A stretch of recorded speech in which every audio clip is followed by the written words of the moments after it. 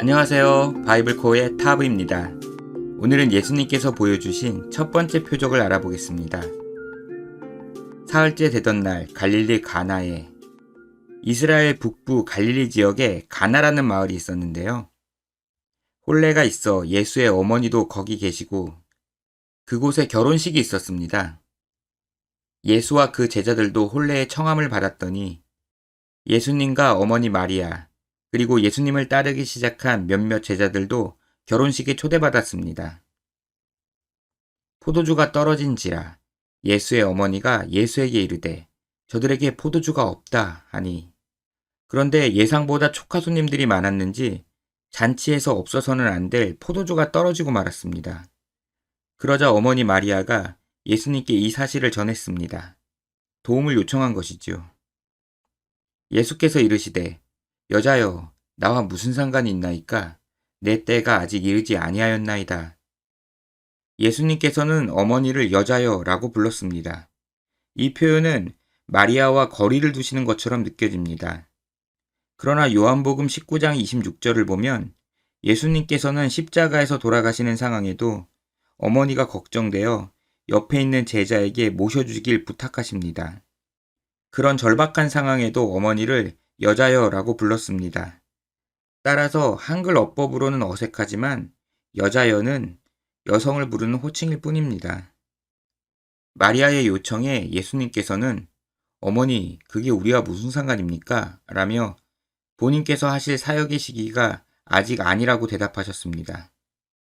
예수님께서는 그 상황을 해결할 능력은 있으셨지만 단지 결혼식의 여흥 문제를 해결하는 것은 메시아로서 본인의 사역이 아니었기에 거절하셨습니다. 그의 어머니가 하인들에게 이르되 너희에게 무슨 말씀을 하시든지 그대로 하라 하니라. 그러나 어머니 마리아는 결혼식을 위해 고용된 일꾼들에게 예수님께서 지시하시는 게 있으면 그대로 따르라고 했습니다. 거기에 유대인의 정결 예식을 따라 두세 통 드는 돌 항아리 6이 놓였는지라. 율법에는 부정한 것을 물로 씻어 정결하게 하는 내용이 있습니다. 그 율법을 확장하여 유대 지도자들은 음식을 먹기 전에 손을 씻고 몸에 물을 뿌리도록 가르쳤습니다.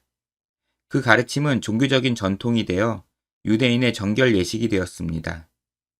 그래서 집집마다 물을 담아둘 항아리들이 있었는데요. 두세 통 드는 이라는 말은 용량을 의미합니다.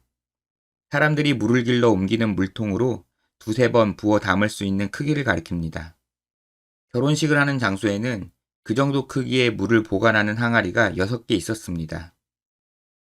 예수께서 그들에게 이르시되 항아리에 물을 채우라 하신즉 아귀까지 채우니 예수님께서는 어머니의 거듭된 요청에 순종하여 하인들에게 그 항아리에 물을 채워 넣으라고 말씀하셨습니다. 이제는 떠서 연회장에게 갖다 주라 하시매 갖다 주었더니 하인들이 항아리에 물을 가득 채우자 예수님께서는 그 물을 결혼식 행사 진행자에게 전해주라고 하셨습니다. 하인들은 황당했지만 잠시 후 깜짝 놀랐습니다. 왜냐하면 자신들이 부었던 물이 포도주로 변해 있었기 때문입니다. 연회장은 물로 된 포도주를 맛보고도 어디서 났는지 알지 못하되 물 떠온 하인들은 알더라. 연회장은 포도주가 다 떨어졌다고 들었는데 하인들이 포도주를 가져오자 안도했습니다. 그리고 그 포도주를 맛보았는데 정말 고급 포도주였습니다. 연회장이 신랑을 불러 말하되 사람마다 먼저 좋은 포도주를 내고 취한 후에 낮은 것을 내거든 그대는 지금까지 좋은 포도주를 두었도다 하니라. 보통 처음에는 좋은 포도주로 대접하다가 사람들이 어느 정도 취하고 나면 값싼 포도주를 내놓습니다. 그런데 예수님께서 만드신 나중에 나온 포도주가 더 고급이었습니다. 그래서 연회장은 신랑을 불러 고급 포도주를 내놓았다고 칭찬했습니다. 예수께서 이 첫 표적을 갈릴리 가나에서 행하여 그의 영광을 나타내심에 제자들이 그를 믿으니라. 이 사건은 이렇게 일단락이 되었습니다. 그런데 요한복음의 저자는 이 사건이 예수님께서 행하신 첫 번째 표적이라고 소개했습니다. 우리는 이 사건을 예수님께서 초자연적인 기적으로 본인이 비범한 분임을 증명하셨다고 생각할 수도 있습니다. 그러나 요한복음의 저자는 다른 복음서의 저자들이 미처 남기지 못한 이 사건의 의미를 깨달았습니다. 그래서 이 사건이 예수님께서 어떤 분이신지 보여주는 표적이라고 말한 것입니다. 이 사건에서 물은 옛 언약인 율법을 상징합니다.